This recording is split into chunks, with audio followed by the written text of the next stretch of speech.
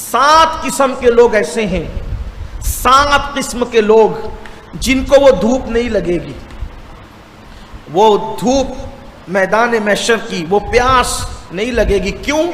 اس لیے کہ 7 قسم کے لوگ ایسے ہیں جن کو اللہ تعالیٰ سایہ دے گا۔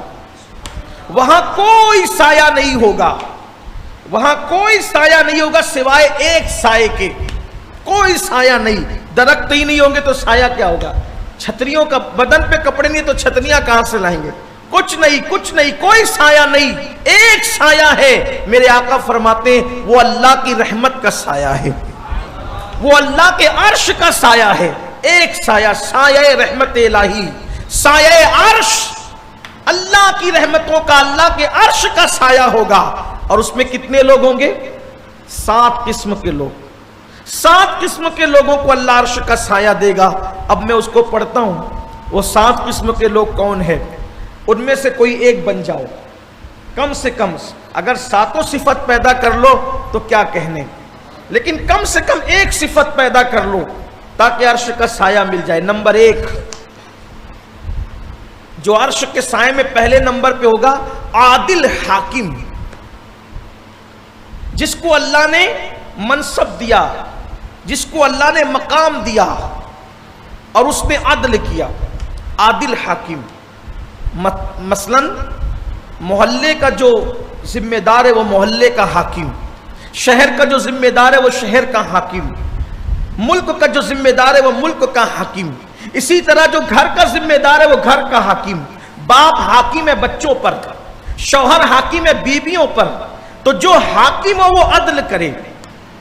جیسے کسی کے 2 بچے ہوں، دونوں میں عدل کرے، ایک کو تو چمٹاتا ہے دوسرے کو دھکا دیتا ہے، یہ عدل کے خلاف عدل ہو۔ حتیٰ کہ اگر اس کے پاس ایک کھجور آ جائے، ایک کھجور آ جائے اور 2 بچے موجود ہوں تو دونوں کو برابر برابر دے، یہ عدل ہے۔ اگر ایک کو چھوٹی دی ایک کو بڑا دیا تو ناانصافی ہے۔ ایک مرتبہ ام المومنین سیدہ عائشہ صدیقہ رضی اللہ تعالیٰ عنہا کے یہاں ایک عورت آئی، غریب عورت۔ ام المومنین نے دیکھا کہ اس کے ساتھ اس کی 2 بیٹیاں ہیں، 2 بچیاں ہیں۔ ام المومنین نے اس کو کھجور دیا، اس نے کھجور لیا اور کھجور لے کر اس نے برابر برابر 2 ٹکڑے کیے اور دونوں بیٹیوں کو دے دیا۔ ام المومنین کو یہ منظر دیکھ کر بہت اچھا لگا۔ جب اللہ کے رسول علیہ الصلوۃ والتسلیم تشریف لائے تو میرے آقا سے انہوں نے عرض کیا، یا رسول اللہ صلی اللہ علیہ وآلہ وسلم، ایک خاتون آئی تھی، اس کے ساتھ 2 بچیاں تھی، میں نے اس کو ایک کھجور دی، اس نے دونوں کو برابر برابر ٹکڑے کر کے تقسیم کر دیا۔ میرے کریم نبی نے مسکرا کر فرمایا، اس نے صحیح کیا، اگر وہ کم زیادہ ٹکڑے کرتی تو قیامت کے دن اس کو جواب دینا پڑتا۔ اب بتاؤ، جب کھجور میں برابری ہے، جب گفٹ لاتے ہیں تو اس میں برابری نہیں ہوتی، کسی کا گفٹ 100 روپے کا، کسی کا 80 روپے کا، ناانصافی ہے۔ اگر عدل کرو گے، اسی طرح کسی کی 1 سے زیادہ بیویاں ہیں، لوگوں کو 2 بیویوں کا شوق بہت ہے، کچھ لوگ تو یہ کہتے ہیں کہ اسلام نے حکم دیا، اسلام نے کوئی حکم نہیں دیا 2 بیویوں کا، کوئی حکم نہیں ہے۔ یہ سب جہالت پہ لوگ کہتے ہیں 2 حکم، اللہ نے اجازت دی ہے، حکم نہیں دیا۔ حکم اور اجازت میں فرق ہے۔ حکم مطلب کیا؟ جب تک میرا بیان ہو سب چپ رہو، یہ حکم ہے۔ جس کو بیٹھنا ہے بیٹھو، جس کو جانا ہے جاؤ، یہ اجازت ہے۔ ٹھیک؟ تو لوگ کیا کہتے ہیں، اسلام تو 4 بیویوں کا حکم دیتا ہے۔ اللہ کے بندے، اللہ نے حکم نہیں دیا۔ اگر حکم دیتا تو ہر امام کو کرنا پڑتا، ہر مولانا کو کرنا پڑتا، ہر مسلمان کو کرنا پڑتا۔ حکم نہیں ہے، اجازت ہے، اور اجازت اس کو کہتے ہیں عمل کرو تو بھی بہتر ہے، نہیں کرو اس لیے کہ اجازت ہے۔ اسی لیے ہر حکم کیا ہے، 4 کا حکم نہیں، اجازت ہے 4 کی، اور حکم تو ایک ہی کا ہے۔ قرآن کہتا ہے فَانْكِحُوا مَا طَابَ لَكُم مِّنَ النِّسَاءِ مَثْنَىٰ وَثُلَاثَ وَرُبَاعَ فَإِنْ خِفْتُمْ أَلَّا تَعْدِلُوا فَوَاحِدًا، تم نکاح کرو جو عورتیں تمہیں پسند آئے، تو جتنی پسند آئے سب اٹھا لے جائیں۔ قرآن کہتا ہے نہیں، مثنا و ثلاثہ و رباع، 2 2 3 3 4 4 4 تک اجازت دی۔ پھر کہا فَإِنْ خِفْتُمْ أَلَّا تَعْدِلُوا فَوَاحِدًا، اور اگر ان کے درمیان انصاف نہیں کر سکو گے، یعنی 2 کیا 3 کیا 4 کیا، انصاف نہیں کر سکو گے تو اللہ تمہیں حکم دیتا ہے ایک ہی پہ اکتفا کرنا، بس ایک۔ انصاف ضروری ہے۔ بچوں کے درمیان انصاف، بیویوں کے درمیان انصاف، اگر پنچایت میں بیٹھے ہو کسی نے آپ کو حاکم بنایا اس کے درمیان انصاف، عادل حاکم عدل کرے. ٹھیک، آج سے شروع کرو عدل. کچھ لوگ ایسے بھی ہیں، 2 بیٹے ہیں، ایک کو جھوپڑا دے دیا ایک کو بلڈنگ دے دیا، غلط. عدل کرو. ایک کے لیے مٹھائی لا دیا ایک کے لیے کھٹائی لا دیا، غلط ہے. بچے آپ کے لیے برابر ہیں.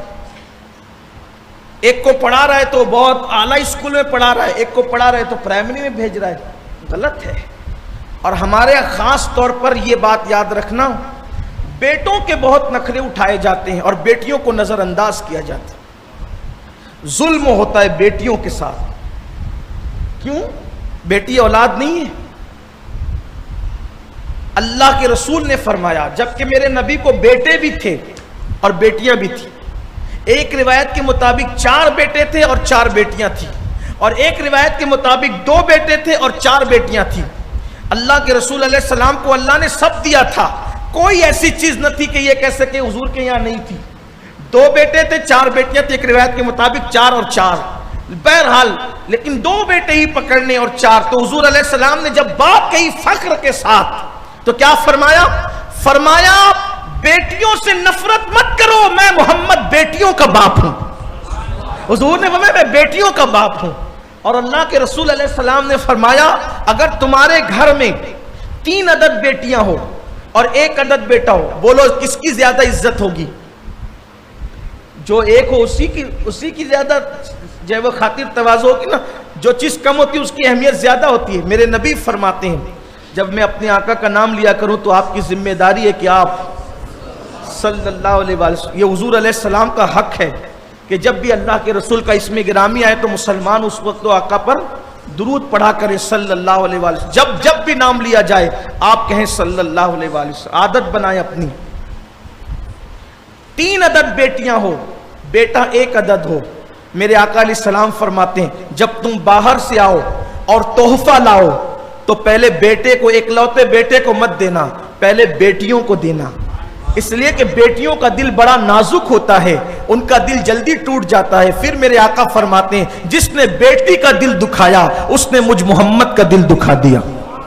بیٹی کا دل دکھانا نبی کا دل دکھانے کے برابر ہے. اس لیے کبھی لوگ بیٹی کو ڈانٹتے ہی رہتے ہیں، بیٹے کو نہیں ڈانٹتے. یاد رکھیے تادیب کے لیے، ترغیب کے لیے، تربیت کے لیے ڈانٹنا بھی ضروری ہے، کبھی پیٹنا بھی ضروری ہو جاتا ہے، لیکن انصاف کرو. تو عادل حاکم پہلے نمبر پہ. دوسرے نمبر پہ جس کو عرش کا سایہ ملے گا. چاہتے ہو نا اس دھوپ سے بچنا؟ عرش کا سایہ. دوسرے نمبر پہ وہ جوان جس نے اپنی جوانی کو گناہ سے بچ کر عبادت میں گزار دی. جوانی دیکھو، عبادت جب کرو ثواب ملتا ہے، لیکن حضور علیہ السلام نے عرش کا سایہ کس کو ملے گا؟ جس نے جوانی میں عبادت کی، جوانی میں جو عبادت گزار رہا. کیوں؟ جوانی میں فجر پڑھنا بھاری ہے. بوڑھا تو بیچارہ، جو بوڑھے ہیں مجھے معاف کریں لیکن بات سیکھ کر رہا ہوں، بوڑھا تو بیچارہ رات میں 50 ٹائم اٹھ سکتا ہے. بار بار پیشاب لگ رہی ہے تو اٹھ رہا ہے، بار بار کھانسی آ رہی ہے تو اٹھ رہا ہے، گھٹنے درد کر رہے تو اٹھ رہا ہے، پیٹ درد کر رہی ہے تو اٹھ رہا ہے. بڑھاپے میں، بڑھاپا ایسی بلا ہے کہ اس میں نیند بھی انسان سے روٹ جاتی ہے. اور تو سب ساتھ چھوڑ ہی دیتے ہیں، بیوی کا ساتھ چھوٹ گیا، بچے دور ہو گئے. یہ گھر کے اندر رہ کے بھی جلدی سے بچے ماں باپ کے پاس تھوڑی بیٹھتے ہیں بڑھاپے میں. بہت کم خوش نصیب ایسے ہوتے ہیں کہ بڑھاپے میں جن کی اولاد ان کے پاس بیٹھتی ہے. اس میں بھی قصور ماں باپ کا ہے. بچپنے میں اولاد قریب رہنا چاہتی ہے، ماں باپ ان کو ٹائم نہیں دیتے تو اولاد دور رہنے کی عادی ہو جاتی ہے. جب بڑھاپے میں ماں باپ کو ضرورت پیش آتی ہے تو پھر اولاد ان کے قریب نہیں آتی. اس لیے اپنے بچوں کو اپنے قریب رکھو. کم سے کم کچھ وقت ایسا ہونا چاہیے جو ہم اپنے بچوں کے پاس بیٹھ کر کے گزارے، ان کو ٹائم دے. آپ کہتے ہیں نہیں مولانا میں بہت مصروف ہوں. کیا اللہ کے رسول سے زیادہ تیری مصروفیت ہے؟ حضور علیہ الصلوۃ والتسلیم نے اپنے وقت کو مقرر کر رکھا تھا. جب حضور علیہ السلام گھر میں جاتے تھے تو گھر میں جانے کے بعد حضور علیہ السلام کا وقت 3 حصوں میں تقسیم ہوتا تھا. ایک حصہ اپنے گھر والوں کو دیتے تھے، پورا ٹائم اپنے گھر والوں کو. ایک حصہ دوسرا حصہ عبادت کے لیے اور تیسرا حصہ اپنے آرام کے لیے رکھتے تھے۔ گھر میں حضور علیہ السلام نے اپنے اوقات کو 3 حصوں میں تقسیم کر رکھا تھا۔ بڑی معذرت کے ساتھ ہمارا ٹائم کہاں جاتا ہے؟ گھر میں بھی گئے تو موبائل میں لگے رہتے ہیں۔ اب تو بہت سارے گھروں میں زگ شروع ہو گئی موبائل کو لے کے، طلاق واقع ہو رہی ہیں۔ گھر میں بھی جائیں گے تو موبائل کو میں لگے رہیں گے، اس سے بات ہو رہی ہے، اس سے بات ہو رہی ہے، واٹس ایپ پہ لگے ہیں، فیس بک پہ لگے ہیں۔ بیوی کو ٹائم کب دو گے؟ بچوں کو ٹائم کب دو گے؟ عبادت کب کرو گے؟ سو گے کب؟ آرام کب کرو گے؟ اس لیے سنت نبوی کو زندہ کرو۔ گھر میں جاؤ تو 3 ٹائم پورا جو وقت گزار رہے گھر میں 3 حصوں میں تقسیم کرو، ایک بیوی بچوں کے لیے، ایک عبادت کے لیے اور ایک اپنے آرام کے لیے۔ اب یہ جو آرام کا ٹائم ہوتا تھا اس کو بھی میرے آقا 2 حصوں میں تقسیم کر دیتے تھے۔ آرام کے وقت میں خاص صحابہ کو بلا کر کے امت کے لیے ان کو ٹائم دے دیتے تھے، ان سے ڈسکس ہوتی تھی اہم معاملات میں خاص صحابہ کو، کیونکہ عام لوگ گھر میں نہیں جاتے تھے۔ خاص صحابہ، اہل علم صحابہ، ان کے لیے یہ خصوصی نشست ہوتی تھی، خصوصی محفل ہوتی تھی، جن میں صدیق اکبر، فاروق اعظم، عثمان غنی، مولائے کائنات، یہ خاص لوگ اس میں شریک ہوتے تھے، اور بھی صحابہ ہیں۔ تو جو جوان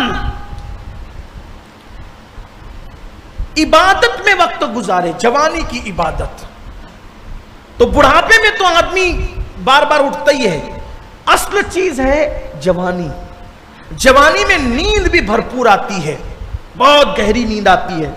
اب نیند اپنی طرف بلا رہی ہے، اللہ اپنی طرف بلا رہا ہے، تو بندہ کیا کرتا ہے؟ نیند کو چھوڑ کے اللہ کی طرف جاتا ہے۔ اللہ فرشتوں سے کہتا ہے دیکھو خواہشات اپنی طرف بلا رہی تھی، میں نے اپنی طرف بلایا، سب کو چھوڑ کر یہ میرے گھر میں آ گیا۔ اللہ فرماتے ہیں مجھے اپنی عزت کی قسم ہے، اس نے میری بارگاہ میں سر جھکایا ہے، کسی غیر کے آگے اس کا سر جھکنے نہیں دوں گا۔ جوانی کی عبادت اللہ کو بہت، یوں جب بھی عبادت کرو قبول ہے، لیکن جوانی کی عبادت اللہ کو بہت پسند ہے۔ اس لیے جوانی میں عبادت، جو جوانی میں عبادت کرے اللہ تبارک و تعالیٰ اس کو عرش کا سایہ عطا فرمائے گا۔ اس لیے عادت بناؤ۔ اور عبادت کیا ہے؟ عبادت کیا ہے؟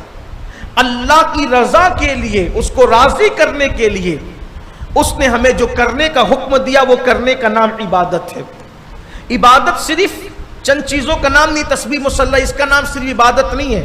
کسی مریض کی عیادت کے لیے جانا یہ بھی عبادت، کسی جنازے میں شریک ہو کر کے کندھا دینا یہ بھی عبادت، اسی طریقے سے تلاوت قرآن یہ بھی عبادت، کسی غریب کی مدد کر دینا یہ بھی عبادت، کسی نابینا کو راستے سے پار کرا دینا، راستہ پار کرا دینا یہ بھی عبادت، حتیٰ کہ چڑیا کوے کو، جانوروں کو پانی پلا دینا یہ بھی عبادت ہے۔ تو جوانی میں جو عبادت کرے، جوانی میں جو عبادت گزار ہو، اللہ تبارک و تعالیٰ جو ہے ایسے بندوں کو قیامت کے دن عرش کا سایہ عطا فرمائے گا۔ لیکن افسوس جن کو جوانی ملی انہوں نے تو اپنی جوانی آوارگی میں، عیاشی میں، گناہوں میں، برائیوں میں، پاپ میں گزار دیا۔ اور آج ہمارے جوانوں کا سب سے محبوب مشغلہ ہے کہ وہ موبائل کے ذریعے سے جتنے گناہ کر رہے ہیں، بالخصوص انٹرنیٹ پر، شاید ہی دنیا میں کبھی ایسا گناہ ہوا ہو۔ شاید فرعون کی قوم بھی پیچھے رہ گئی ہے، نمرود کی قوم بھی پیچھے رہ گئی ہے، بخت نصر کی قوم بھی پیچھے رہ گئی ہے، ساری اقوام پیچھے رہ گئی۔ انٹرنیٹ پر جا کر کے ہر وہ جرائم ہو رہے ہیں جس کا کبھی تصور نہیں کیا جا سکتا تھا۔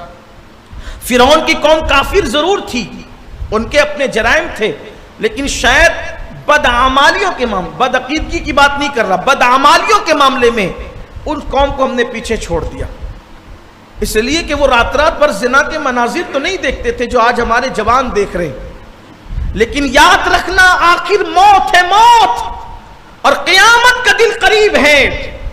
وہ میدان محشر جب آئے گا تب آئے گا، فرمایا گیا جس دن تمہاری موت ہو گئی اس دن تمہاری قیامت آ گئی۔ اس لیے کہ موت کے بعد کون قیامت کی تیاری کر سکتا ہے؟ اور اگر کچھ جوان یہ سوچتے ہیں، کچھ لوگوں کا تصور ہے نماز کے ٹائم نماز پڑھو، تلاوت کے ٹائم تلاوت کرو، تسبیح کے ٹائم تسبیح پڑھو اور اکیلے میں جرائم کرو، چونکہ اکثر موبائل میں جرائم اکیلے میں ہوتے ہیں، تو سن لو اللہ تبارک و تعالیٰ فرماتا ہے وَالْعَاقِبَةُ لِلْمُتَّقِينَ، آخرت صرف اللہ سے ڈرنے والوں کے لیے ہے۔ اور اللہ کے رسول علیہ السلام فرماتے ہیں جو لوگوں کے سامنے نیکی کرتے ہیں اور اکیلے میں گناہ کرتے ہیں، اللہ قیامت کے دن ان کے اعمال کو رد فرما دے گا۔ ریت کے ذروں کی طرح اللہ ان کو بکھیر دے گا۔ تو دوسری چیز، دوسرا خوش نصیب جس کو اللہ نے جوانی دی اور وہ اپنی جوانی کو اللہ کی عبادت میں گزارے، وہ بھی عرش کے سائے میں رہے گا۔ نمبر 3، تیسرا خوش نصیب، چاہتے ہو نا عرش کا سایہ؟ دیکھو یہ دونوں چیز کوئی مشکل ہے؟ عدل کرو، دوستوں کے درمیان رہتے ہو تو عدل کرو، بچوں کے درمیان رہتے ہو تو عدل کرو، ماں باپ کے درمیان رہتے ہو تو عدل کرو۔ عدل عدل عدل عدل، عادل بن جاؤ گے، عدل کر انصاف کرنے والے بن جاؤ گے۔ نمبر 2، جو جوانی میں عبادت کرے۔ جو لوگ 40 سال کے اندر اندر ہے ان کے لیے موقع ہے خوشی کا، بلکہ 40 سال تو میں بہت محتاط انداز کے مطابق بول رہا ہوں، جو لوگ 50 سال کے ابھی نہیں ہوئے ہیں ان کے لیے بھی موقع ہے، وہ بھی جوانوں میں شمار ہیں۔ کچھ کر لو، جوانی میں عبادت کر لو، لذتیں ہیں۔ بڑھاپے میں تو جھکا بھی نہیں جاتا اکثر و بیشتر، اس لیے موقع دیا اللہ نے، عبادت کرو، جتنی کر سکتے ہو کرو، جتنی زیادہ کر سکتے ہو کرو، اللہ ہم سب کو توفیق دے۔ تیسری چیز، تیسرا خوش نصیب جس کو اللہ قیامت کے دن عرش کا سایہ عطا کرے گا، جو مسجد سے نکلے اور اس کا دل مسجد میں لگا رہے، اس کو بھی اللہ عرش کا سایہ دے گا۔ مسجد سے نکلے اور دل مسجد میں لگا رہے کا مطلب کیا؟ دیکھو آسان زبان میں سمجھاتا، فجر پڑھ کے نکلا، فجر پڑھ کے نکلا، کام میں لگا ہے، دھندے میں لگا ہے، پڑھائی میں لگا ہے، ادھر جا رہا ہے ادھر جا رہا ہے، انتظار ہے ظہر کا وقت کب آئے گا؟ جب آئے گا اذان ہوگی میں مسجد جاؤں گا۔ دل مسجد میں لگا رہنے کا مطلب خیال رہنا، انتظار ہونا کہ جب وقت آئے گا تو جاؤں گا۔ اور اس کا کیا فائدہ ہے؟ بہت خوبصورت فائدہ ہے۔ میرے آقا کریم صلی اللہ علیہ وآلہ وسلم فرماتے ہیں جو نماز کا انتظار کرے گا گویا وہ نماز ہی کی حالت میں ہے۔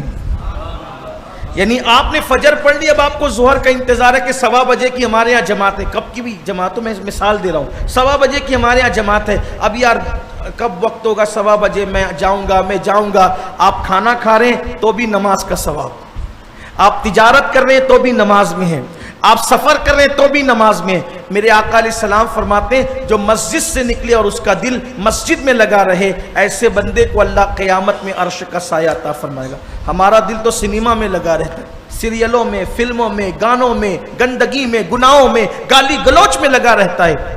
نماز پڑھو، نماز کی عادی بنو۔ نماز کیا چیز ہے؟ ارے جب نماز پڑھنے سے اللہ مل جاتا ہے تو کون سی نعمت ہے جو نماز کی برکت سے نہیں مل سکتی؟ لوگ کہتے ہیں مولانا ٹائم نہیں ملتا، اتنی بدبختی کی بات تو نہ کرو، کس نے کہا ٹائم نہیں ملتا؟ کچھ لوگ کہتے ہیں میں بہت مصروف ہوں حضرت، ٹائم نہیں ملتا۔ ایک بزرگ ایسے ہی تھے، وہ بڑے شان والے تھے، ہم لوگ کی طرح نہیں، ہم لوگ تو رعایت کرتے ہیں پبلک کی۔ ایک دکان پر گئے، دکان پہ جانے کے بعد دکاندار سے کہا بیٹا تم نماز نہیں پڑھتے؟ اس نے کہا حضور ٹائم نہیں ملتا، نماز پڑھنے کا ٹائم نہیں ملتا۔ تو اس کی کپڑے کی دکان تھی، وہ کپڑا فروش تھا، کپڑا بیچنے والا تھا۔ اگر دقت نہ ہو تو تھوڑا سا اور کھسک جائیں، لوگوں کو تنگی ہو رہی ہے، لوگ اور آ جائیں ادھر، ایسے بیٹھ جائیں، درود شریف پڑھیں آپ۔ اللہم صلی علی سیدنا و مولانا محمد معدن الجود والکرم وآلہ واصحابہ وبارک وسلم صلاۃ و سلام علیک یا جد الحسن والحسین۔ تو اس بزرگ کو جب کہا نا کہ مجھے وقت نہیں ملتا، ٹائم نہیں ملتا نماز پڑھنے کے لیے، تو کپڑے کا بیوپاری تھا، وہ کپڑا فروش تھا، جس کو کہتے ہیں پارچہ بافی کرتا تھا، وہ یعنی کپڑے بناتا تھا، بنکر تھا، کپڑے بیچتا تھا۔ تو اس کے یہاں جو کپڑے پڑے تھے وہ بزرگ اس کو اٹھا کر کے سونگنے لگے، کپڑا یہ سونگ رہے وہ سونگ رہے۔ اس نے کہا حضرت آپ کو کیا ہو گیا، یہ آپ کپڑے کیوں سونگ رہے ہیں؟ کہا جب تو نے کہا نا کہ مجھے نماز کا ٹائم نہیں ملتا تو میں نے سوچا اتنی بڑی چیز، اتنی بڑی عبادت، افضل العبادات، نماز کے لیے جو تجھے ٹائم نہیں ملتا تو تجھے پیشاب اور پاخانے کے لیے بھی ٹائم نہیں ملتا، تو تو دکان میں ہی کرتا ہوگا نا، تو میں کپڑے سونگ رہا ہوں کہ پیشاب کی بدبو آ رہی کہ نہیں، پاخانے کی بدبو آ رہی کہ نہیں۔ اس نے کہا حضرت کیسی بات کرتے ہیں، پیشاب پاخانہ میں یہاں کیوں کروں گا، میں تو جا کر کے جہاں کرنا چاہیے وہاں کرتا ہوں. کہا بدبخت کتنا نادان ہے تو، پیشاب اور پاخانے کے لیے تجھے ٹائم مل جاتا ہے، اللہ کی عبادت کے لیے تجھے ٹائم نہیں ملتا. یہ جھوٹ ہے، جھوٹ. جو لوگ کہتے ہیں نا کہ ٹائم نہیں ملتا، جھوٹ ہے، کذاب ہے. ٹائم نہیں ملتا. اگر ٹائم نہیں ملتا تو واٹس ایپ چیک کرنے کے لیے کیسے ٹائم مل جاتا ہے؟ ٹائم نہیں ملتا دوستوں کے ساتھ بیٹھنے کے لیے کیسے ٹائم مل جاتا ہے؟ ہوٹل کی کرسیاں توڑنے کے لیے کیسے ٹائم مل جاتا ہے؟ فلمیں اور سینما دیکھنے کے لیے کیسے ٹائم مل جاتا ہے؟ کتنی حیرت کی بات ہے. جہنم خریدنے کے لیے ٹائم ہے، جنت کا مسافر بننے کے لیے ٹائم نہیں ہے. کتنی حیرت کی بات ہے. کھانے کے لیے ٹائم ہے، رزاق جس نے کھانا دیا اس کے لیے ٹائم نہیں ہے. کتنی حیرت کی بات ہے. جس نے عزت دیا ان جلسوں میں جانے کے لیے ٹائم ہے، عزت دینے والے کے لیے ٹائم نہیں ہے. کتنی حیرت کی بات ہے. جس نے پیدا کیا اس کے لیے ٹائم نہیں ہے، اور دوستوں کے لیے ٹائم ہے، بیوی بچوں کے لیے ٹائم ہے. بتاؤ روزی کس نے دی؟ اللہ نے. پیدا کس نے کیا؟ اللہ نے. رزاق کون ہے؟ اللہ. وہ اللہ ایسا رزاق ہے. ہم پیدا بعد میں ہوئے، ہماری ماں کے سینے میں ہمارے پیدا ہونے سے پہلے اس نے ہماری روزی پیدا کر دی. اگر اللہ ماں کے سینے میں غذا پیدا نہ کرتا تو تڑپ تڑپ کر مر جاتے. اچھا ایک بات اور عرض کروں، بلکہ غذا تو پیدا کی، لیکن غذا پیدا کرنے سے پہلے ماں کے سینے میں ہماری ممتا پیدا کر دی، ماں کے دل میں ہمارے لیے پیار پیدا کر دیا. ورنہ غذا تو ہے ماں کے سینے میں، اگر ماں کے دل میں ممتا نہ ہوتی، اس کے دل میں خیال آتا کہ بچے کو دودھ پلاؤں گی تو میں کمزور ہو جاؤں گی، میری صحت ختم ہو جائے گی، میرا حسن چلا جائے گا، اس لیے وہ بچوں کو دودھ اگر نہ پلائے. کیا ایسی مائیں دنیا میں نہیں ہے جس نے بچے کی پیدائش کے بعد چپکے سے لے جا کر کے اس کو کچرے کی کنڈی پہ پھینک دیا؟ کیا ایسی مائیں دنیا میں نہیں ہے جو ریلوے اسٹیشن پہ چھوڑ کے بھاگ گئی؟ کیا ایسی مائیں دنیا میں نہیں ہے؟ لوگ کہتے ہیں ماں کی ممتا ہے، ماں کی ممتا ہے. میں کہتا ہوں چپ رہے. ماں کی ممتا کبھی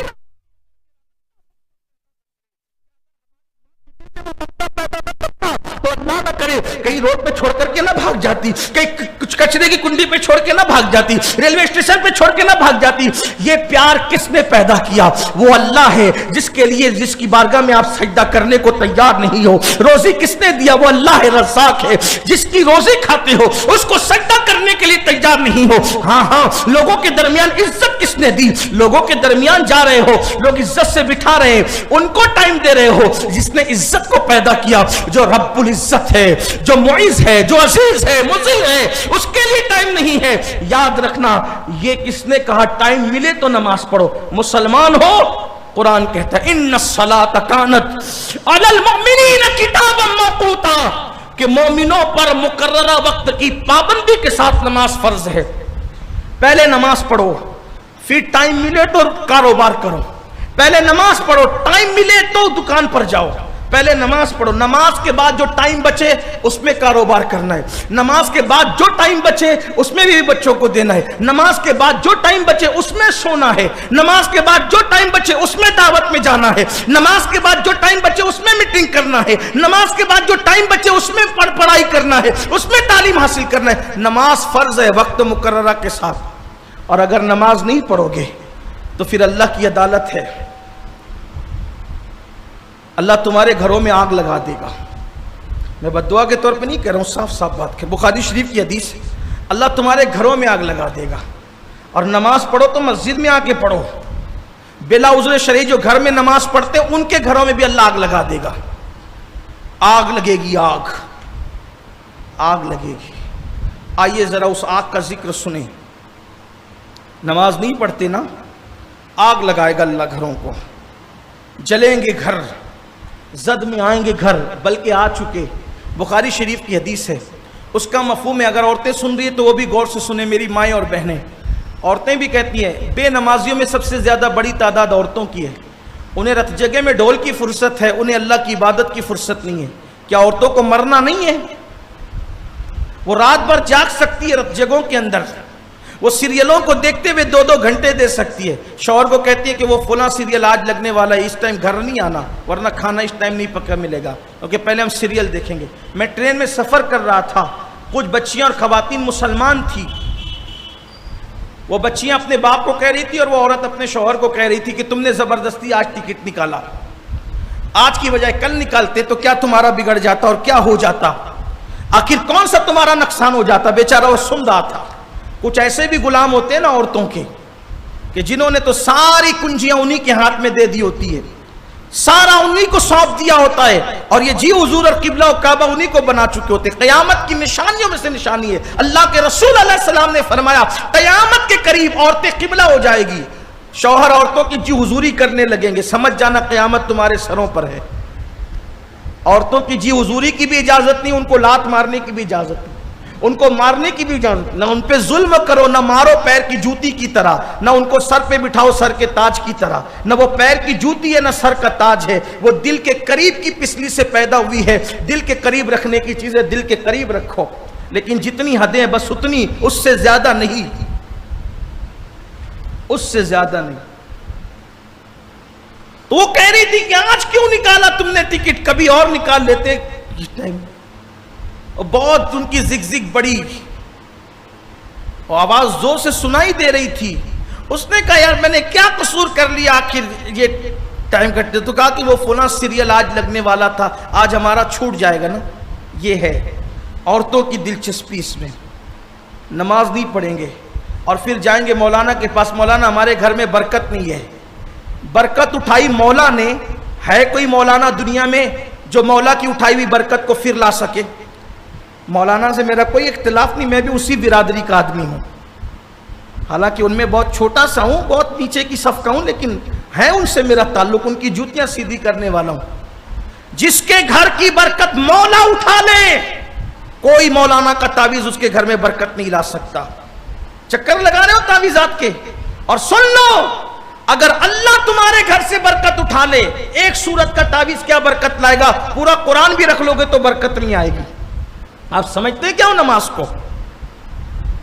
بخاری شریف کی حدیث سے گھر جلیں گے اور جل رہے ہیں, نماز کے لیے ٹائم نہیں ہے نا, تو نقصان کیا اٹھا رہے ہو؟ سن لو اور دل کے کانوں سے سن لو. اللہ کے رسول علیہ السلام غیب دا نبی صلی اللہ علیہ وآلہ وسلم فرماتے ہیں, آقا علیہ السلام فرماتے ہیں, حدیث پاک کا مفہوم بخاری شریف میں, میرا دل یہ چاہتا ہے, آقا فرماتے ہیں میرا دل یہ چاہتا ہے میں کسی کو کہوں کہ اذان پڑھے, اذان دینے کا حکم دوں کسی کو, اور کسی کو حکم دوں کہ وہ نماز پڑھائے. حضور خود نہیں پڑھانا چاہ رہے اس وقت, فرماتے ہیں کہ میں چاہتا ہوں کہ کسی کو کہوں کہ وہ اذان دے, اذان پڑھے, اور کسی کو حکم دوں کہ وہ نماز پڑھائے, اور میں محلے میں گلی کا دورہ کروں, گلی میں نکل جاؤں. آج وہ حضور نماز نہیں پڑھانا چاہتے, حضور دیکھنا چاہتے ہیں. فرماتے ہیں کہ کسی کو حکم دوں کہ وہ نماز پڑھائے, اور میں گلی محلے میں نکل جاؤں اور ان گھروں کو آگ لگا دوں جس گھر کے لوگ مسجد میں نماز پڑھنے کے لیے نہیں پہنچتے. جس گھر کے لوگ مسجد میں نماز پڑھنے کو نہیں پہنچے, میں ان گھروں کو آگ لگا دینا چاہتا ہوں. لیکن حضور رحمت للعالمین ہیں, حضور رحمت عالمیان ہیں. میرے آقا نے کیا کہا, میں چاہتا ہوں کہ ان گھروں کو آگ لگا دوں, لیکن میرے آقا نے آگ نہیں لگائی کیونکہ وہ رحمت للعالمین تھے. اتنی بات سمجھ میں آ گئی. مگر آگے کی حدیث سنو, دوسری حدیث.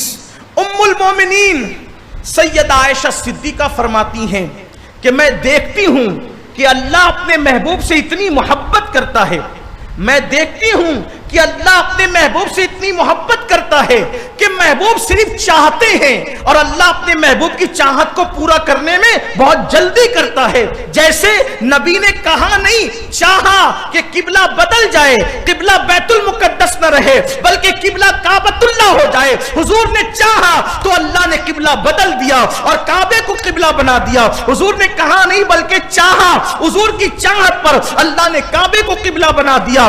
مردوں پہ سونا حرام تھا, حضور نے چاہا تو اللہ نے سراقہ کے لیے سونا حلال کر دیا.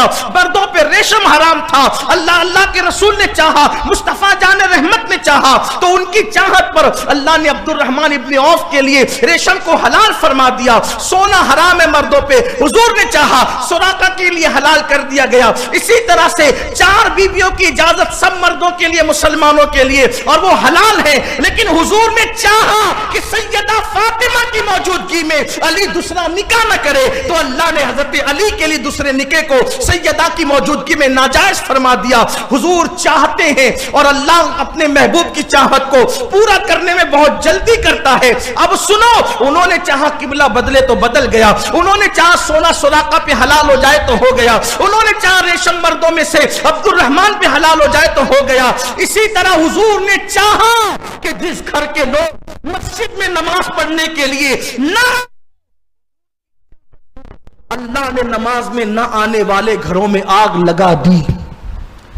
آگ دکھ نہیں رہی ہے, یہ وہ آگ نہیں ہے جو لکڑیوں سے لگتی ہے, یہ وہ آگ نہیں جو شارٹ سرکٹ سے لگتی ہے, یہ وہ آگ نہیں جو کوئلوں سے لگتی ہے, یہ وہ آگ نہیں ہے کہ جو گیس سے لگتی ہے, یہ وہ آگ ہے دکھتی نہیں ہے. دکھتی تو لوگ بجھانے پہنچتے ہیں, آگ لگ گئی ہے اور سب جل رہے ہیں اس میں. یہ کون سی آگ ہے؟ یہ کون سی آگ ہے؟ گھروں میں میاں بیوی میں نفرت کی آگ. کل میاں بیوی میں اتنی محبت ہوتی تھی, اتنی محبت, کب تک؟ جب تک بادشاہ بھی تہجد پڑھتا تھا. شاہ جہاں کی کبھی تہجد نہیں چھوٹی, بہت بدنام کرتے ہیں لوگ ان کو, کبھی تہجد نہیں چھوٹی اس شخص. آج تو 12 علوم کا مالک ہو جائے تو بھی اس کو اتنی چربی چڑھتی ہے کہ جمعہ میں 2 رکعت کے علاوہ نہیں آتا.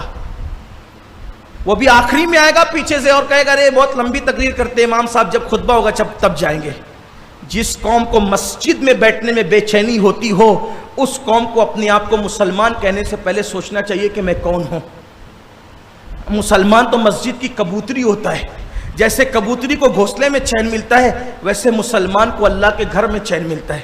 جس کو اللہ کے گھر میں بے چینی ہونے لگے, پھر اس کو سوچنا چاہیے کہ میرے ایمان کا طوطا اڑ تو نہیں گیا. کتنا تعلق ہے مسجد سے, مسجد سے کتنا رشتہ اور رابطہ ہے. جب تک مسلمان نماز پڑھتے تھے نا تو بیوی زندہ رہتی تھی تو سمرقند اور بخارا نام کے شہر بیوی کی محبت میں بسائے جاتے تھے, مر جاتی تھی تو تاج محل بنائے جاتے تھے. یہ محبت ہوتی تھی. آج تو میاں بیوی میں اختلاف ہو رہا ہے. وجہ آگ لگا دی اللہ نے, جل رہے ہیں گھر. باپ بیٹے میں نہیں جمتی, جل رہے ہیں گھر. 30 35 سال کی بیٹیاں ہو گئی, رشتے نہیں آتے, کروٹیں بدل رہے ہیں. ایسی ایسی بیماریاں آ گئی ہے, بستر پہ نرم گدے لیکن پلٹ رہے ہیں, کروٹیں بدل رہے ہیں, سکون کی نیند نہیں آتی, چین کی نیند نہیں آتی. یہ آگ لگی ہے گھروں میں, آگ جل رہے ہیں, آگ سے گھر جل رہے ہیں. سمجھ رہا ہے مگر شعور نہیں آ رہا ہے, شعور بیدار نہیں ہو رہے. یہ آگ میں سب کے گھر جل رہے ہیں. بے برکتی کی آگ, تنگ دستی کی آگ, نفرتوں کی آگ, جرائم کی آگ, برائیوں کی آگ, گھروں کے اندر بے چینیوں کی آگ, یہ سب آگ لگ چکی ہے, گھر جل رہے ہیں. اب یاد رکھنا, یہ گھر جو جلا دیے اللہ نے محمد الرسول اللہ کی چاہت پر, اب یہ آگ بجھ نہیں سکتی. اب اگر آگ بجھانا ہے, اللہ کے گھروں میں جا کے سجدے کرو, رسول اللہ کی آنکھوں کو ٹھنڈک پہنچاؤ, ادھر ان کی آنکھوں کو ٹھنڈک پہنچے گی. اللہ تمہارے گھر سے یہ نہ دکھنے والی آگ کو بجھا دے گا, ورنہ یہ آگ کبھی نہیں بجھنے والی جو ہمارے گھروں میں لگے. دیکھ لو, میں چیلنج سے کہتا ہوں کہ اگر اس محلے کے اندر 50 گھر ہیں, 45 گھروں کے مسائل یہ ہیں, بے چینی, بے قراری, تنگ دستی. دیکھ لیجیے, اس لیے کہ ہم عوام میں رہتے ہیں, لوگ اپنے مسائل ہمارے پاس لے کے آتے ہیں. ہمیں پتا ہے, میں کروڑ پتی لوگوں کے یہاں بھی ٹھہرتا ہوں اور غریبوں کے یہاں بھی جاتا ہوں. میں ہر بندہ, کروڑ پتی بھی کہتا ہے کہ چین نہیں ہے, غریب بھی کہتا ہے چین نہیں. وجہ جو رسول اللہ کی آنکھوں کو ٹھنڈک نہ پہنچائے, جو اللہ کا گھر ویران کر دے, ان کے گھر کیسے آباد رہیں گے. اس لیے اللہ کے بندو توبہ کرو, نمازی بنو, نماز کے لیے ٹائم نکالو. ٹائم ملتا نہیں ہے, ٹائم نکالنا پڑتا ہے. نکالو گے تو نکل جائے گا ٹائم. اور جس آج میں تو کہتا ہوں آج سب سے زیادہ ٹائم ہمارے پاس. لوگ کیا کہتے ہیں ہم بیزی ہو گئے یار. میں آپ سے کہتا ہوں جتنی فرصت اللہ نے اس دور کے لوگوں کو عطا کی, پہلے لوگوں کے پاس اتنی فرصت نہیں تھی. آسان بات بتاؤں, انہیں سفر کرنا ہے, پیدل جانا ہے, گھوڑے پہ جانا ہے, کھچر پہ جانا ہے, بیل گاڑی پہ جانا ہے. بولو کتنا ٹائم لگتا تھا. دھلیا جانے کے لیے 3 دن لگے یا کم سے کم 1 دن لگے, اور ابھی دھلیا جانے کے لیے آدھا گھنٹہ. ٹھیک, پہلے لوگ حج کو جاتے تھے تو 6 مہینے جانے لگتے تھے, آج 4 گھنٹے میں آدمی جدہ پہنچتا ہے. تو ٹائم کس کے پاس زیادہ ہے؟ وہ مصروف زیادہ تھے کیونکہ ان کے پاس کام زیادہ تھے. عورتوں کو لے لیں, کل کی عورتیں مسالہ پیستی تھی, آدھا گھنٹہ لگتا تھا. آج کی عورتوں کو نے مسالہ پیسنا ہی نہیں, انہیں تو پاؤڈر مرچی کا بن کر کے ملتا ہے. اور کل کی عورتیں کنویں پہ جاتی تھی پانی بھرنے کے لیے، آج ہر گھر میں نل لگے ہوئے ہیں، ان کے گھر میں پانی نلی سے آ رہا ہے، فرصت کس کے پاس زیادہ ہے؟ کپڑے ہاتھ سے دھلے جاتے تھے، آدھا آدھا دن عورتیں ندی پر جاتی تھی، پانی بھی میسر نہیں ہوتا تھا، آدھا آدھا دن ندی پہ کپڑے دھوئے جاتے تھے، اور جب آتی تھی تو تھک کے چور ہو جاتی تھی۔ آج تو نیند سے اٹھنا ہے اور ڈال دینا ہے واشنگ مشین کے اندر کپڑے، دوسرے کام میں لگ جانا ہے، ادھر وہ کام پورا نہیں ہوتا، ادھر کپڑے دھل کر کے سوکھ بھی جاتے ہیں، کپڑے سکھانے والی مشینیں بھی آ چکی، ٹائم تو تمہارے پاس زیادہ ہے، لیکن فرق اتنا ہے وہ مصروف ہو کر بھی اللہ کی عبادت کرتے تھے، اور ہم فری ہو کر اللہ کی عبادت نہیں کرتے بلکہ گناہ میں وقت لگاتے ہیں۔ لیکن ایک دن موت ہے، مرنا ہے، اور سب سے زیادہ موت کے وقت سب سے زیادہ تکلیف ان کو ہوتی ہے جو نمازوں میں سستی کرتے ہیں، بلکہ یہاں تک فرمایا گیا جو نمازوں میں سستی کرتے ہیں، ڈر ہے مریں گے تو کافر ہو کے مریں گے، ان کی زبان پہ کلمہ بھی نہیں آئے گا، بے نمازیوں کی زبان پہ۔ اس لیے اللہ کے بندو اپنے حال پہ رحم کرو، اور بے نمازی پن کا عذاب جو بھگتنا ہے وہ تو اللہ کی پناہ۔ حدیث پاک میں آتا ہے کہ جب بے نمازی کو اس کی قبر میں رکھا جاتا ہے، بے نمازی جب مرتا ہے اور اس کو اس کی قبر میں رکھا جاتا ہے تو 99 سانپ اس کی قبر میں اس پہ مسلط کر دیے جاتے ہیں، جس میں سے ایک ایک سانپ کی طاقت کا عالم یہ ہے، اگر وہ پہاڑ کو ڈنک مار دے پہاڑ ریزہ ریزہ ہو جائے، اور اگر وہ پھنکار دے وہ سانپ تو پوری دنیا کے انسان اس کی گرمی سے مر جائیں۔ ایسی طاقت والے 99 سانپ اس کی قبر میں مسلط کیے جاتے ہیں، اور وہ 99 سانپ ایک ساتھ مل کر فجر نہیں پڑا تھا تو ظہر تک ڈستے ہیں، ظہر نہیں پڑا تھا تو عصر تک ڈستے ہیں، عصر نہیں پڑا تھا تو مغرب تک ڈستے ہیں، مغرب نہیں پڑا تھا تو عشاء تک ڈستے ہیں، عشاء نہیں پڑا تھا تو فجر تک ڈستے ہیں۔ یہ سلسلہ چلتا رہے گا جب تک اللہ نہیں چاہے، اللہ جب تک چاہے گا سلسلہ چلتا رہے گا، جب تک وہ نہ رکنے کا حکم دے رک نہیں سکتا۔ یہ حال ہے۔ بولو اپنے جسم سے پیار ہے کہ نہیں؟ ایک نماز کے لیے صرف 10 منٹ لگتے، صرف 10 منٹ۔ بہت مصروف ہو، بہت بیزی ہو، نہیں پڑھتے، کم سے کم فرض پڑھ لیا کرو، کم سے کم سنتیں، تاکیدی سنتیں پڑھ لیا کرو۔ 5-10 منٹ کا ٹائم، 10 منٹ کیا ہے؟ 10 منٹ کا ٹائم۔ ایک آدمی ہوٹل پہ چائے پینے جاتا، آدھا گھنٹے سے کم نہیں لگتا ہے، تو اللہ کے گھر میں ٹائم دو۔ تو بات دور نکل گئی، ٹائم ختم ہونے لگا۔ تیسرا خوش نصیب کون؟ پہلا خوش نصیب کون؟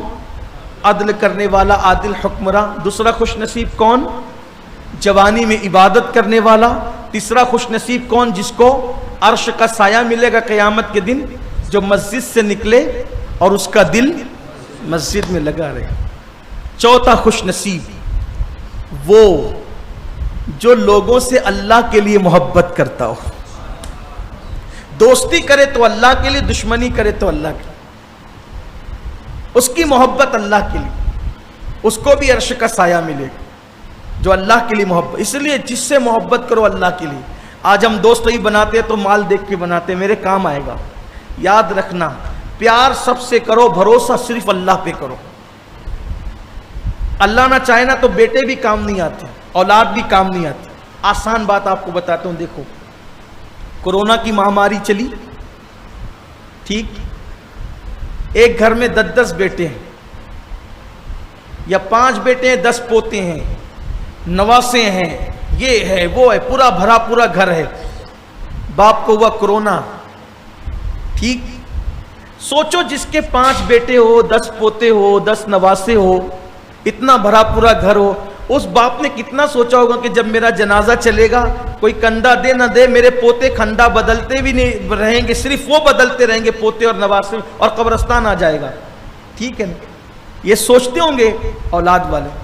کوئی ایسا پیر طریقت جس کے ہزاروں مرید ہوں، اس نے بھی سوچا ہوگا کہ جب میرا انتقال ہوگا تو بمبو لگیں گے جنازے میں۔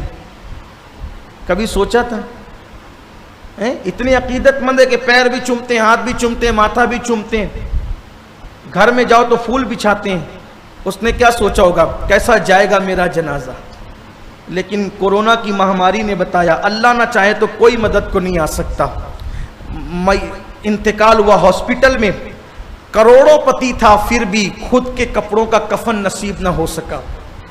ठीक, जीते जी हजारों लाखों रुपए का अतर इस्तेमाल करता था, मरने के बाद किसी फकीर को तो इत्र में जाते देखा, खुद को इत्र नसीब न हुआ, खुद को काफूर की सस्ती खुशबू नसीब न हुई। बोलो आपने देखा कि नहीं देखा अपनी आंखों से?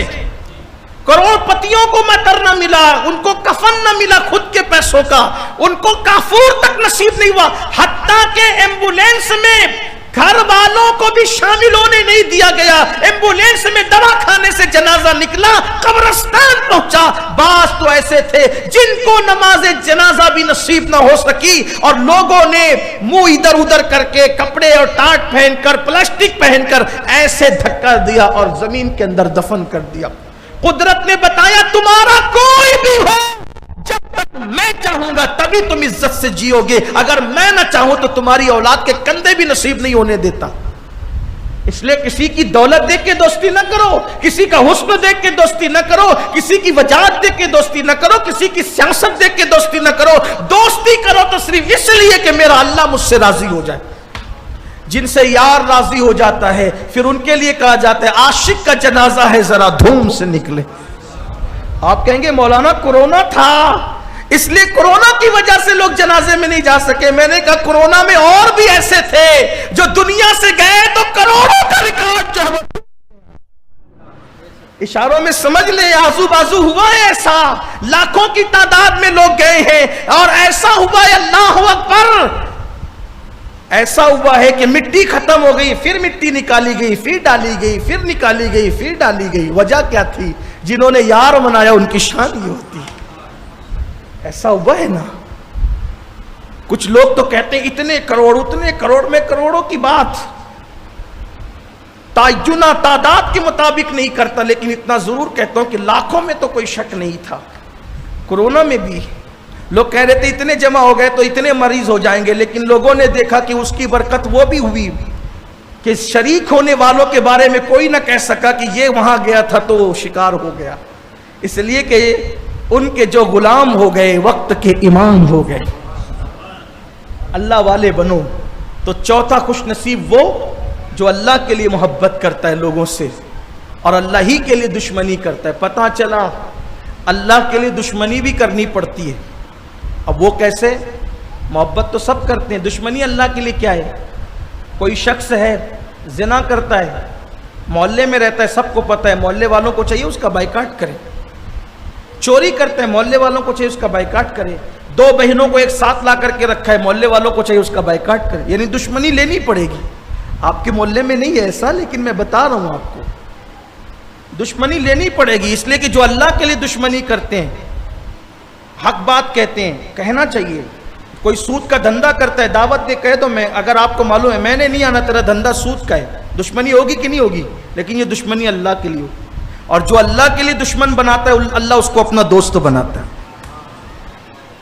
किसी ने रसूलुल्लाह की गुस्ताखी कर दी, दाढ़ी बहुत लंबी है, कलमा पढ़ता है, कह देना कि हम तुझसे रिश्ता नहीं रखते क्योंकि तू मेरे महबूब का गुस्ताख है। अल्लाह के लिए दुश्मनी करनी पड़ेगी। और जो अल्लाह के लिए दुश्मनी करते हैं, मेरा अल्लाह उनके लिए फरमाता है उलाइका कतब फी कुलूबिहिमुल ईमान व अय्यदहुम बिरूहिम मिन, अल्लाह उनके दिलों पर ईमान नक्श कर देता है और जिब्रील के जरिए से उनकी मदद करता है। ये है तो अल्लाह के लिए दोस्ती करने वाले और अल्लाह के लिए उनको भी अर्श। पांचवा खुश नसीब,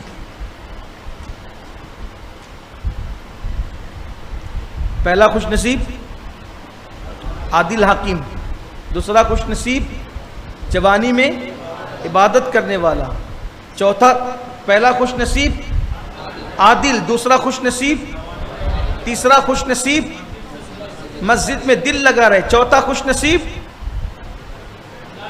अल्लाह के लिए,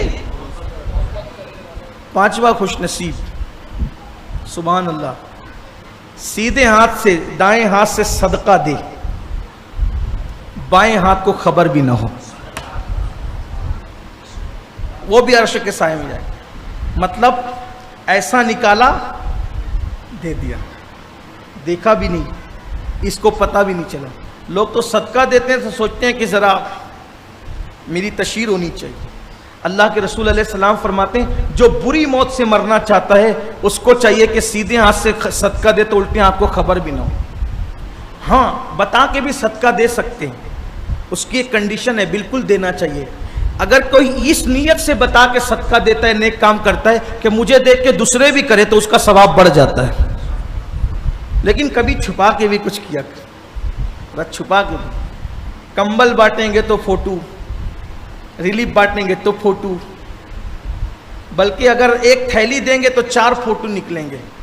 سب فوٹو ہی کرو گے کیا؟ اللہ کے لیے بھی تو کچھ کرو. پہلے لوگ کہتے تھے, مجھے کسی میرے دوست نے واٹس ایپ پر ایک جملہ بھیجا مجھے پسند آیا. اب پہلے لوگ نیکی کرتے تھے تو کہتے تھے نیکی کر دریا میں ڈال, اور اب حال ہو گیا کہ نیکی کر سوشل میڈیا پہ ڈال. یہ حال ہو گیا. اللہ کے لیے کیا کر رہے ہو؟ اللہ کے لیے کچھ کرو تو دائیں ہاتھ سے صدقہ دے, بائیں ہاتھ کو خبر نہیں. میرا ایک دوست, مجھے اس کی ایک ادا بہت پسند ہے. جب سردی کے دن آتے ہیں تو وہ کمبل خریدتا ہے, اور کمبل خرید کر کے ممبئی کی سرزمین پر وہ بستیوں میں نکل جاتا ہے. رات دیر گئے اور فٹ پاتھ پر پڑے ہوئے فقیروں پہ کمبل ڈال کر خاموشی سے چل پڑے, نہ ان کو پتا چلے نہ ان کو. ایک بات آپ کو بتانا چاہتا ہوں, یاد تو آئی ہے بڑی ہستی کی, سیدنا امام زین العابدین, امام حسین کے بیٹے ہیں, مولا علی کے سگے پوتے ہیں. آپ رات کو چپکے سے خاموشی سے اپنے کندھوں پہ بوریاں سامان لاد کر مدینے کے غریبوں کے گھر پہ رکھ جاتے تھے, اور وہاں چٹھی رکھ دیتے تھے, یہ تمہارے لیے حلال ہے. لوگ حیران رہتے تھے, وہ کون پر اسرار خادم ہے جو ہمارے گھر کے آنگن میں ہماری ضرورت کی چیزیں رکھ جاتا ہے.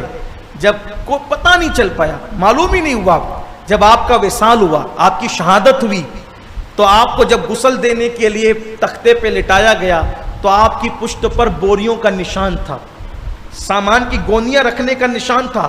لوگوں نے کہا شہزادہ رسول تو کبھی کسی کی مزدوری کے لیے نہیں گئے, یہ بوریوں کا نشان پیٹھ پہ کیوں ہے؟ تو ان کے صاحبزادے نے فرمایا, اے مدینے کے غریبوں, اے مدینے کے مسکینوں, سنو, جو تمہارے گھر کے آنگن میں رات کو بوریاں رکھ جاتا تھا وہ پر اسرار خادم کوئی اور نہیں تھا, وہ امام زین العابدین تھے. چپکے سے ذرا کچھ کرنا سیکھو, خاموشی سے کرنا. اور آپ کو بتاؤں, چپکے سے کرنے میں جتنا ثواب ملتا ہے, یعنی جتنا اللہ راضی ہوتا ہے, جتنا چھپانے کا اجر ہے اتنا چھپانے کا اجر نہیں ہے. اور ہمیشہ یاد رکھنا, ہر چھپی ہوئی چیز کی اہمیت رہتی ہے. چھپی ہوئی چیزیں ضائع ہوتی ہیں, چھپی ہوئی چیز کی اہمیت رہتی ہے. یہ دیکھو, یہ دیکھو, تجسس اس کا ہوتا ہے, اس کا نہیں ہوتا.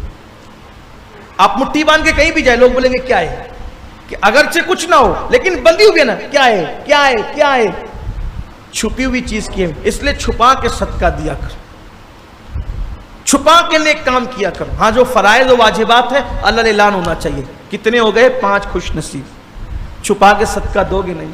کچھ لوگ تو ایسا ہے جب کوئی نہیں رہتا ہے نا, کوئی مانگنے کے لیے آتا ہے, چل بھاگ یہاں سے, چلے آتے ہیں. اور اگر 2-4 دوست تو بیٹھے ہوں تو پھر 10 کی نکال کے سب کے سامنے دیتے ہیں تاکہ پتہ چلے کہ میں بھی دیتا ہوں. بولو یہ ہے کہ نہیں؟ چھپانے کی بات آئی تو مجھے ایک بات اور یاد, ٹائم اللہ کے زیادہ ہو رہا ہے, 2 اور پڑھوں گا, 2 نام, 2 خوش نصیب اور. لیکن ایک بات یاد ہے, جب اللہ کے رسول علیہ السلام کا وصال ہو گیا, آقا علیہ السلام نے پردہ فرما لیا, صحابہ بیٹھے, میں اس کا مفہوم پیش کر رہا ہوں اپنے الفاظ کے جانب. صحابہ بیٹھے غور کرنے لگے, حضور کیا کیا کام کرتے تھے, ہم کو وہ کام کرنا ہے. اب میرے آقا کیا کیا کرتے تھے سنیے. سب کام بٹ گیا, تقسیم ہو گیا. ان میں سے ایک کام یہ بھی تھا, جیسے یہ کام فلاں کریں گے, یہ کام فلاں کریں گے, یہ کام فلاں کریں گے. تو ان کاموں کی فہرست میں ایک کام یہ بھی تھا کہ مدینہ منورہ کے کنارے کی بستی میں, مدینہ منورہ کی کنارے کی بستی میں ایک عورت رہتی ہے جو بوڑھی ہے, اس کا کوئی سہارا نہیں ہے. اس کے گھر حضور جاتے تھے اور اس کی ضرورت کو پورا کرتے تھے. جو بھی اس کی ضروریات ہوتی تھی آقا جا کے پورا کرتے تھے. تو بیٹا بیٹھ جاؤ, بیٹا اگر اٹھ کے جانا تھک گئے تو جا سکتے ہیں, ادھر سے اگر جانا ہو تو جا سکتے ہیں, لیکن اگر بیٹھنا ہو تو بیٹھے اطمینان سے, ڈسٹرب نہیں کریں بیٹا, ہے نا. درود شریف پڑھیں.